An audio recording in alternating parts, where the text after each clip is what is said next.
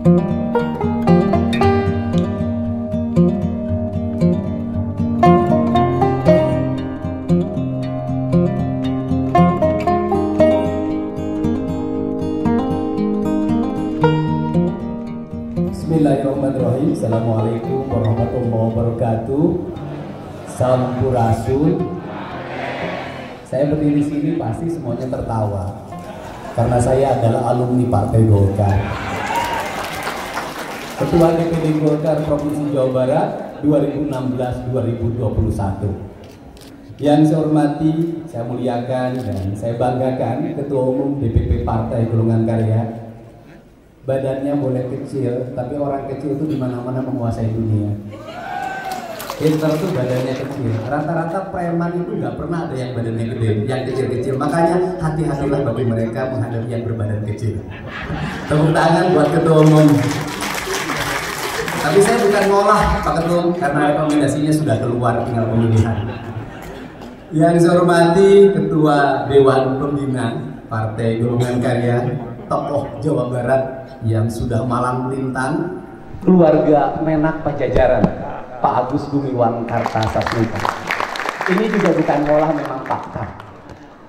Serta seluruh wakil ketua umum, bendahara umum, para anggota DPR RI fraksi Partai Golongan Karya, para anggota DPRD Provinsi fraksi Partai Golongan Karya, para anggota DPRD Kabupaten Kota fraksi Partai Golongan Karya. Bilang Partai Golongan Karyanya tidak salah. Yang saya hormati sahabat saya, ini aktivis HMI cabang Ciputat, dan khasnya kelihatan tenang, lembut, tetapi biasa yang tenang lembut itu selalu menenggelamkan. Bapak Aceh Hasan Mudangan yang penuh sukacita meminta saya untuk menggantikan Pak RK yang hadir, Bu RK-nya di sini, menjadi Gubernur Provinsi Jawa Barat, didampingi oleh Kang Erwan, alumni Partai Demokrat yang hari ini menjadi Partai Golkar. Dan yang menarik, kedua orang ini adalah Kang Erwan, alumni Partai Demokrat, dicalonkan oleh Partai Demokrat. Saya alumni Partai Golkar, yang pertama nganterin surat adalah Partai Golkar. Kenapa? Karena saya paham betul prinsip Golkar itu adalah karya dan kekaryaan. Prinsip karya dan kekaryaan itulah yang harus diemban dan dijalankan dimanapun berada. Bicara persoalan Jawa Barat, saya berulang-ulang selalu bicara tentang 4 pilar kebudayaan masyarakat Jawa Barat. 4 pilar itu meliputi Sunda Kulon. Ini tidak pernah lama dibicarakan. Sunda Kulon itu adalah Sunda awal, Sunda yang memiliki karakter kesetaraan. Kalau karakter kesetaraan itu mungkin prinsip dasar Partai Golkar. Karakter kesetaraan ini melahirkan kebudayaan yang terbuka. Karena kebudayaan terbuka, maka prinsip kepemimpinannya adalah ngomong sapokna ngadek sacrekna. Pemimpin itu kudu hade gogok, hade tagok, murah congcot, murah bacot. Apa itu artinya? Ngomong sapokna ngadek sacrekna artinya ucapkanlah apa yang kau ingin ucapkan, jangan pernah kau saring dulu, karena itu ciri karakternya. Dan ini saya temukan di Ketua Umum Partai Golkar hari ini. Ngomong sapokna ngadek sacrekna, pemimpin kudu hade gogok, hade tagok. Apa artinya? Harus ramah bicaranya, bagus bentuk tubuhnya, bagus tampilannya. Kemudian murah congcot, murah bacot itu artinya adalah bisa menyapa siapapun, tapi jangan lupa harus memberi pada yang disapa. Dan itu Partai Golkar ajanya nyawer.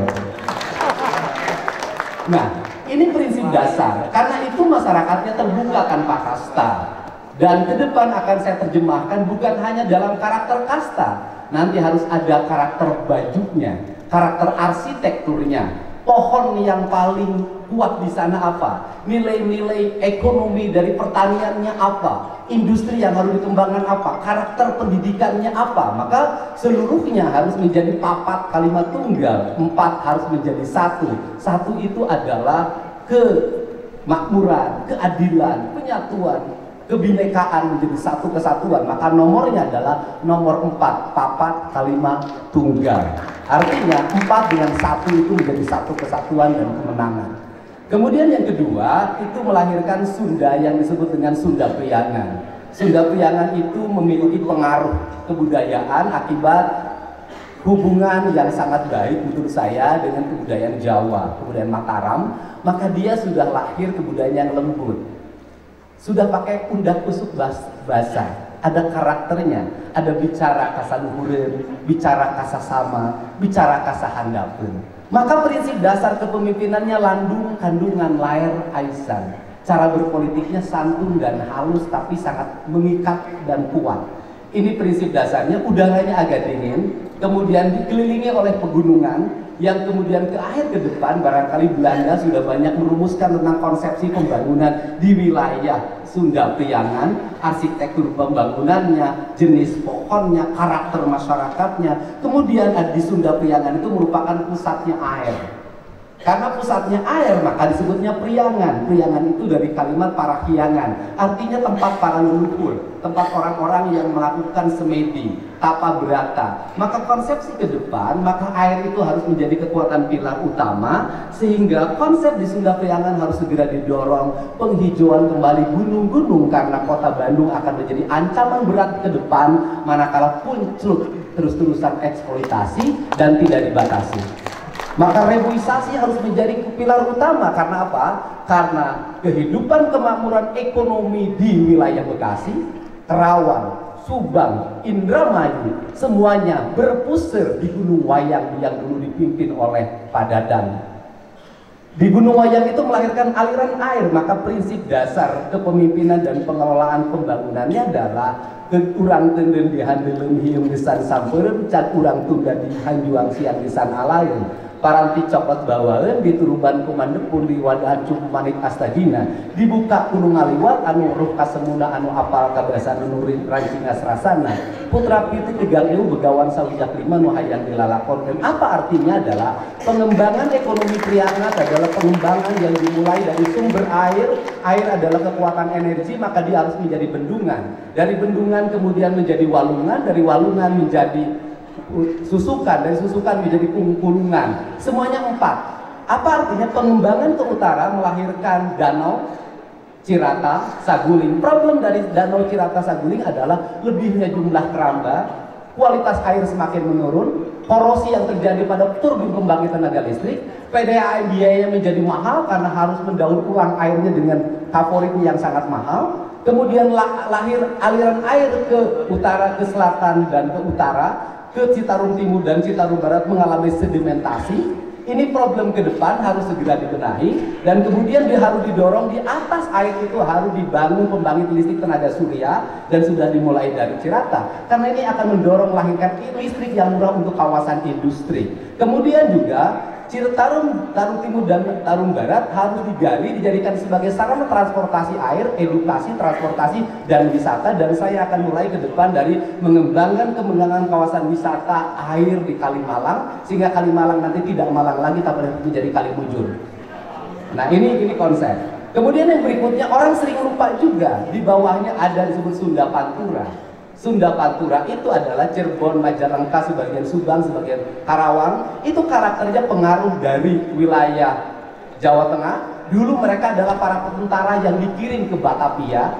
Karakternya adalah karakter prajurit, ahli berperang, ngomongnya tegas, jarang sekali berdusta, dan jangan dibohongi orang sana karena dendamnya seumur hidup kalau dibohongi. Karakternya sangat terbuka, karena karakter terbuka berkembangannya adalah pertanian dan kelautan. Itu harus dikembangkan sedemikian rupa sehingga aspek yang tantangan utama di sana adalah pendidikan, sekolah, SD, SMP, SMA harus segera terintegrasi.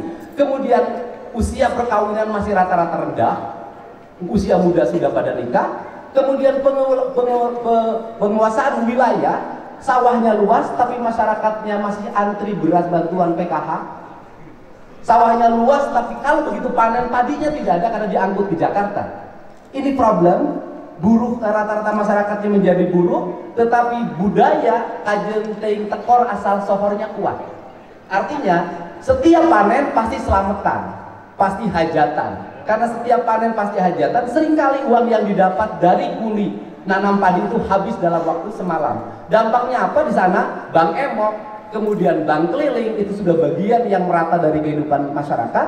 Rata-rata bunganya berapa? 10%. Hari ini pinjam 1 juta, bayarnya 900, besok harus kredit lagi.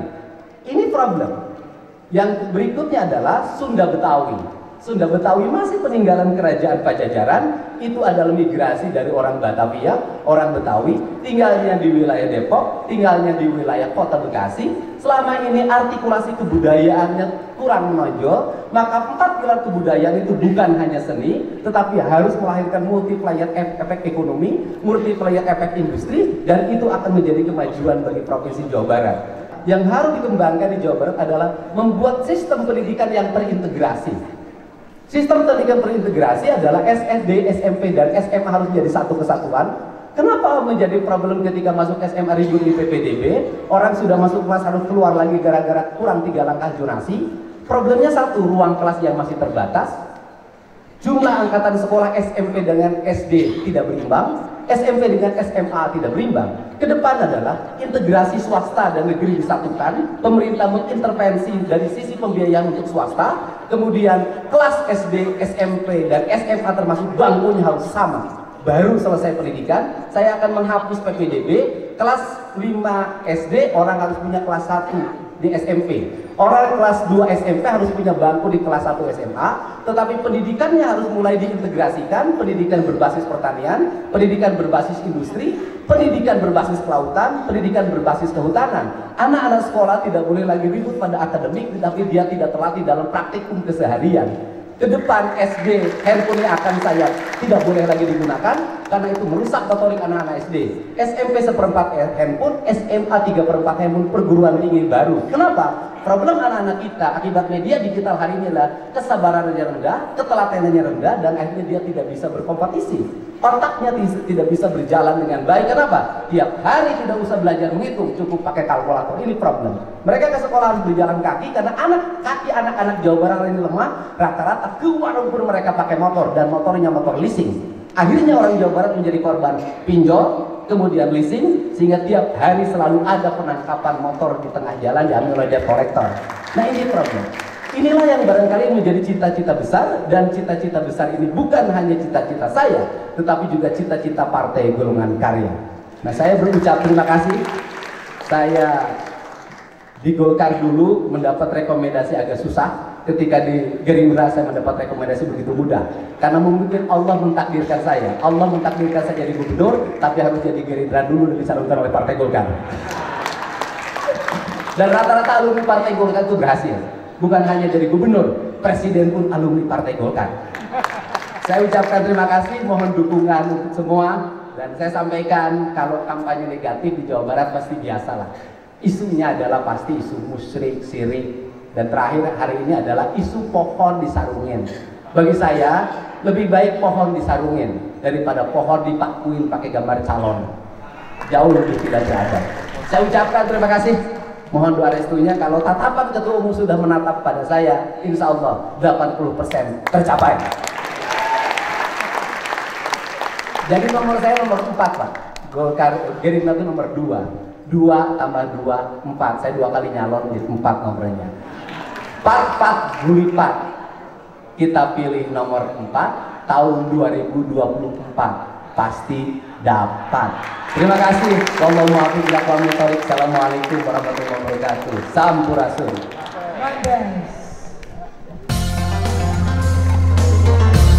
Sampurasun dulur-dulur. Ayo urang sasarangan jeung Kang Deddy Mulyadi. Ngurus lembur nata kota. Bikin Jawa Barat istimewa. Mun Kang Deddy jadi gubernurna, insya Allah Jawa Barat waluya.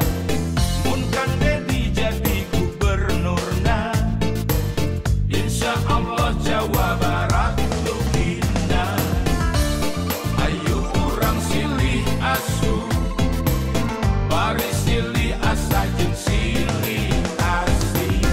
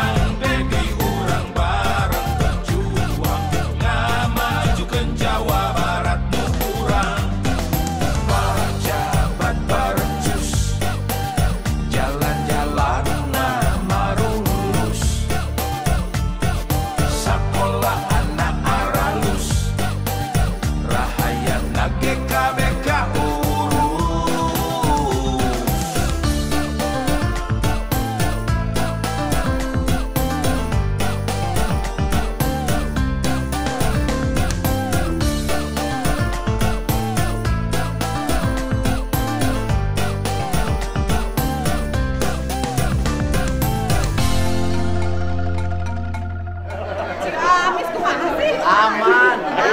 Mereka mana ini? Obat. Kapas enggak soalnya.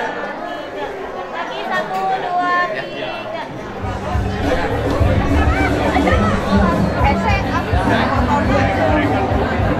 Ada Kak? Terima kasih. Kira-kira itu sudah. Lagi apa gitu ya? Ayo. Abang foto kan, A? Baca. Kita foto kan? Kopi sendal kok. Boro-boro. Dibanding peong doang kalau saya. Doain.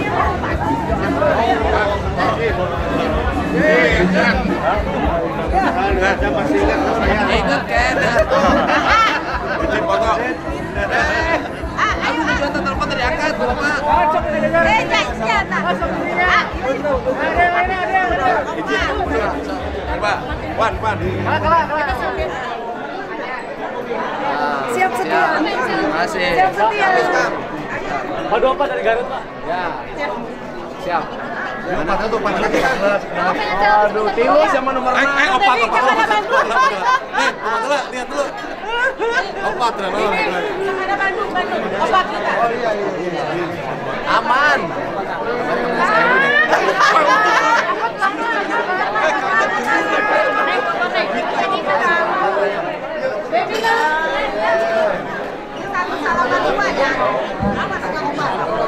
Oh, aman. Bibi. Siap.